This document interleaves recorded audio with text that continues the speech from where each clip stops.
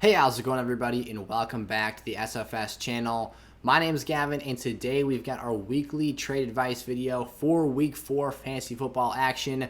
But today, I'm going to be putting a little bit of a different spin on things. I'm going to be doing something I like to call buy, sell, or hold, where I'm going to be going over roughly 10 of fantasy's top players or some of the most intriguing players after this week's games. And I'm going to be letting you know, if I was an owner, would I be trying to, or I guess just a fantasy player in general, would I be going out and buying this player? If I'm an owner, would I be holding this player? Or would I be trying to sell them in the open market to get a return on investment and a better option for my lineup for the rest of the season? So, with that being said, drop down and give today's video a like before we get started, and click that subscribe button if you're new around here. Without further ado, let's hit that intro and get straight in to our players.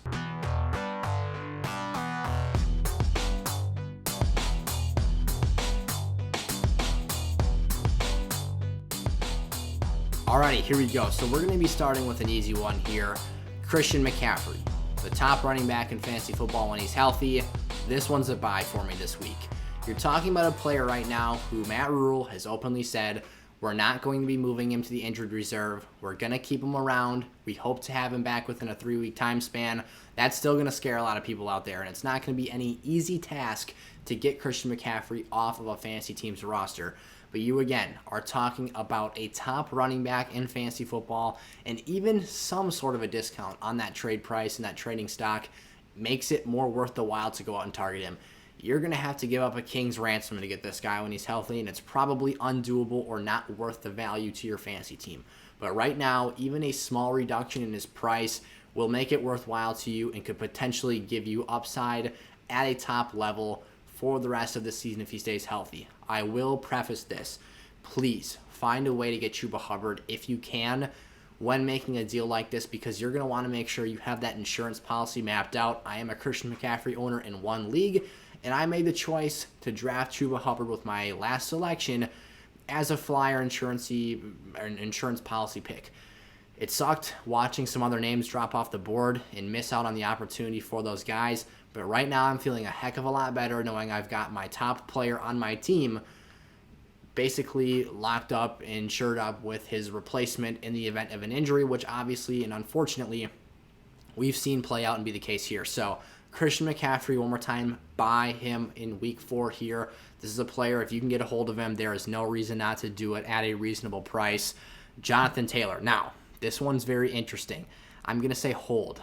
JT is a player who has some troubling stats right now. He hasn't had collectively for the season, he's under 200 yards rushing, 171 rush yards for him on the season, and a big fat goose egg in the touchdown department. Not what we expected. Obviously, this is a workhorse caliber player. He's got the potential to be a 3-down back, but Nyheim Hines has been in there on the passing downs. Marlon Mack has been sprinkled in on rushing downs, and he hasn't been able to cash in on those goal line carries. That has been a big and a big flashing warning sign for us. I went and dug into the numbers a little bit deeper. His snap count percentage. This is how often Jonathan Taylor's on the field, and out of all of their offensive plays, what percentage of the time is he out there? He was out there 55% of the time in week 1. That's great. That's awesome. That's right around the number we see. That's actually higher than the clip we saw Aaron Jones on the field for the Packers last year. But weeks 2 and week 3, 45% for Jonathan Taylor and 48% here this past week against the Titans. That is very troubling. Now, part of this can be chalked up to the Colts' team struggles with Carson Wentz just trailing in football games, not able to have an efficient offense, not being able to keep plays and drives alive. That's why Nyheim Hines is out there late in the games on passing downs, because they're just trying to catch up. But again, you want to see him out there for more than this. This is a little bit concerning for me, a little bit troubling. I say hold because I don't exactly know how much value you're going to get for him. Now, if you can take Jonathan Taylor and pair him with a low-end starting wide receiver or a bench-level wide receiver and flip him for a Christian McCaffrey or a Dalvin Cook this week, I'm all in for that, and in that case, sell him. But right now, I think if you sell Jonathan Taylor, more often than not, his value is not going to be returned at a fair level for your roster. So I would keep him around here, wait for a better performance, and then I might look at him more as a sell piece later on if these snap share percentages are still troubling in a couple weeks down the road. Clyde Edwards-Helaire, running back for the Kansas City Chiefs. This is a sell for me. Clyde is not the receiving back that we expected him to be for this Chiefs roster. I pulled up kind of a goofy stat for you. He did have, so we'll go over his past game here quick. 19 total touches, 109 yards from scrimmage, and a scrimmage or a reception touchdown for Clyde. That's cool. On paper, it was great production. Back-to-back weeks, the lost fumble, though. That's not something that makes head coaches very happy. If anything, it makes them want to give you the ball less. Now, he did still see a very healthy amount of touches against the Chargers and was able to be quite effective and quite productive. But if this continues to be an issue, he's going to lose opportunities because you're killing your football team when you're letting the other team get extra possessions. And we ultimately saw one possession be the difference for the Chargers here this week, as it often is on a weekly basis. But Clyde's fantasy value and upside from a projection and an expectations perspective is that he was one of the best receiving backs in college football at LSU. In the NFL, that has been far from the case. He's got 5 targets this year. 5. I can count the amount of targets that Clyde Edwards-Helaire has on one hand. Derrick Henry has 13. That's right, the guy who didn't catch passes at all last year, and we knocked this offseason because he has no involvement in that phase of the game. This is problematic. We need to see that number increase, or Clyde is going to struggle because these rushing numbers are not going to be a week-over-week constant. The Chargers made one thing very obvious this week. They were not going to let Pat Mahomes beat them deep with Tyreek Hill, which is what broke them last year in this matchup when they had a lead on KC in Justin Herbert's first start. Teams are going to give Kansas City running lanes, but they are going to continue to try and pass the football, and unless they change something majorly schematically, Pat Mahomes is not looking to check this ball down to Clyde. He wants to push the ball downfield, throw no-look passes, and play that flashy offensive style we know and love. I'm sorry, Clyde's not the guy this year. I'm going to sell him and pick up a more reliable week-over-week option and somebody who sees more goal line opportunities and volume in that area of the field.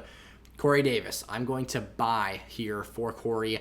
Made my must-sit list 2 weeks in a row here in week 2 and week 3. Moving forward, the schedule gets a lot easier. Tennessee, Atlanta, Cincinnati, Jacksonville, Miami. Those are very favorable matchups he's got for him. And Jacksonville and Miami, notably, are his fantasy football playoff matchups, or at least 2 of them. So those are something I think that you look forward to big time here. And as Zach Wilson and this offense continue to get a little bit better integrated with one another, the ceiling should rise, the floor should rise. Things will get better. Broncos and Patriots were 2 brutal matchups. Corey Davis is ready to move past that and be a really quality wide receiver to start for the rest of this season. Brandon Aiyuk. Now, there's 2 avenues I'll go with Brandon Aiyuk here. I'm going to say if you are looking or you're in the trade market, you're going to want to buy Brandon Aiyuk right now. But if you are a Brandon Aiyuk owner, you're going to want to hold. Here's why. So I'll explain this from the buyer's perspective. Brandon Aiyuk is still relatively under the radar right now. He was a 5th-round pick in fantasy leagues, so fairly sizable draft stock was invested into him. Fantasy owners realize that, they understand that, so that makes them less apt to sell him already right off the bat. But only 4 catches against the Packers on Sunday Night Football. That's going to mean that for those owners out there that aren't exactly fantasy geeks and nerds like the rest of us probably watching this video, they're going to be less informed and less knowledgeable about Brandon Aiyuk. He doesn't have any monster games on his record right now. His best game was 4 catches for 37 yards and a touchdown against the Packers this season. That means that you can get him for probably a very discounted price, and the asking bargain for him is going to be a lot lower than it should be. Now, he's just starting to emerge here. I expect the ceiling and the floor to continue to rise here, and the thing I love to see was finally he got his snap count percentage back, and he's back out on the field for a higher percentage of the plays. 86% of the time that the 49ers ran an offensive play, Aiyuk was on the field out there for his team. So that's a sizable jump from week 1 and week 2 where he only had 1 total catch. He's going to continue to trend up here the rest of the season and be a very, very productive player for us as he was down the stretch last year. Now, I'm going to sell Tyson Williams. Why? 15 total touches went to running backs in week 3 against the Lions. 5 of those went to Tyson Williams. This is a committee backfield system. We knew that going into things here. The offensive coordinator, Greg Roman, even said, the days of a workhorse RB1 on that Ravens roster are over. They are no longer. They're going to be splitting these things up. Latavius Murray has a reputation and is known for goal line touches and opportunities. He's going to see his touches in that area of the field. That's unquestionable. We know that's going to happen.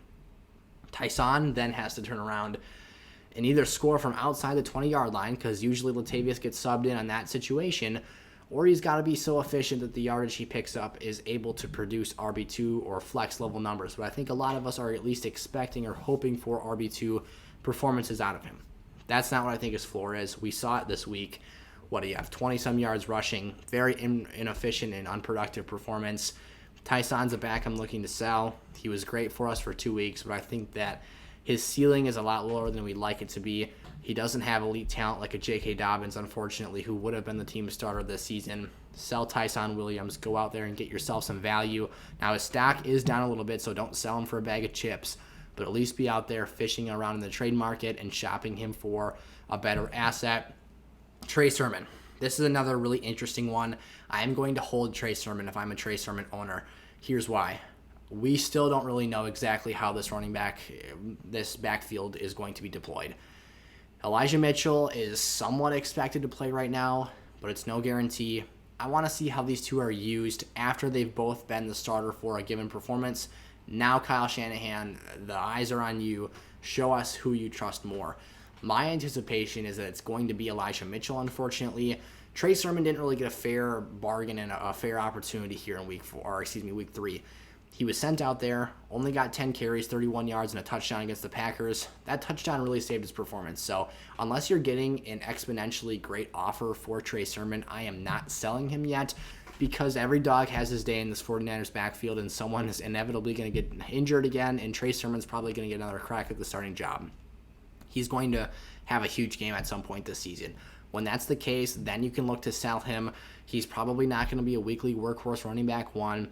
Unfortunately, I think our expectations for him in the offseason were a little bit misguided, and I think that they were a little bit optimistic or a little bit too excitable. So Trey Sermon, I'm a little bit more down to earth on him now. I think that this is still a situation that's got a lot of upside, but the floor is definitely not something that I think is all that great. Again, you can sell him if you get a great offer, but if not, I think that his trade stock is too low to actually get anything worthwhile in return for him.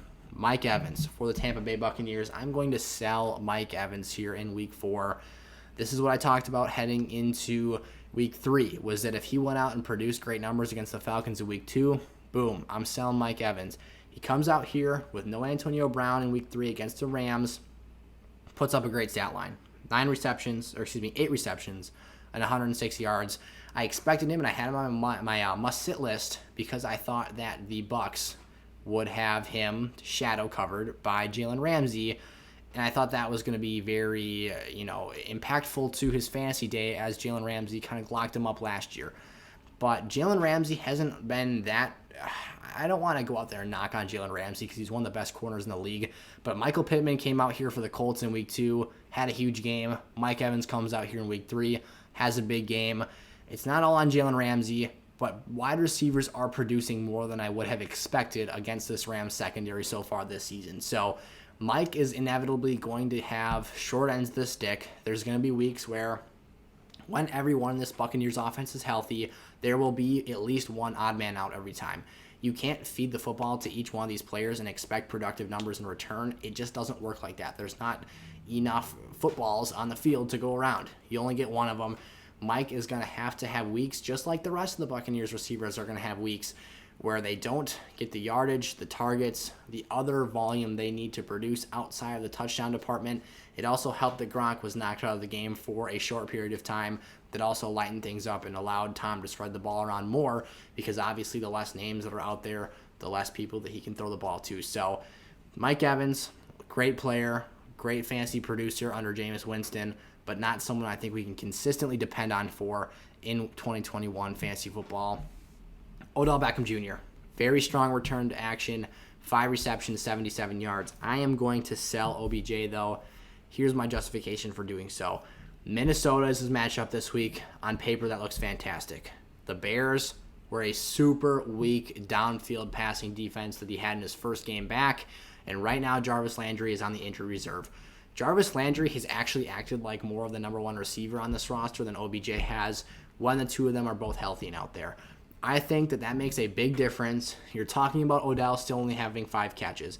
That's not great volume. That's not elite production. This Browns team wants to run the football, ball control, and dominate the clock and offensive time of possession. They don't want to get out into shootouts and have Baker Mayfield with the ball in his hands with the game on the line. That's just not who this team is. Take advantage of the great matchup this week. Take advantage of the production from OBJ here in week 3. Move on from him. The volume's not going to be great down the stretch this season. I think you want to, get out of the boom-bust market here as soon as we can this fantasy season. And then Stefon Diggs. If you're an owner, please hold Stefon Diggs. This is one of my favorites to talk about this week. We'll get into why in just a quick second. But if you are in the buyer's market, go make an offer for Stefon. This would be the wide receiver I am most excited to go out and trade for after seeing his up-and-coming schedule. Stefon Diggs has Josh Allen, who is clearly one of the best quarterbacks in the National Football League, probably a top 2 or 3 MVP frontrunner right now after that 5 TD game against the Washington football team. He's thrown Stefon Diggs the football 8 or more times in every performance, 13 targets in week 1, 8 in week 2, 10 targets in week 3. He's only got 1 touchdown and has not eclipsed 69 receiving yards in any of those 3 games. But listen to the upcoming schedule here.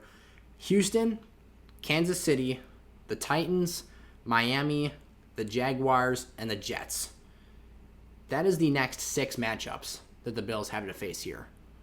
6 straight weeks of top 12 fantasy numbers is what that screams to me. Houston, weak back end, throw the football over the top. No one on that team can guard Stefon.